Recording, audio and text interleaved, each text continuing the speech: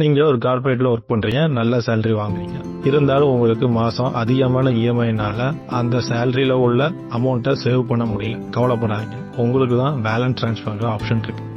Balance டிரான்ஸ்ஃபர்னா என்ன அப்படின்னா, ஒரு பேங்க்ல அதிக வட்டி உடைய லோனை கம்மியான வட்டிக்கு நம்ம இன்னொரு பேங்குக்கு மாத்தி வச்சுக்கலாம்.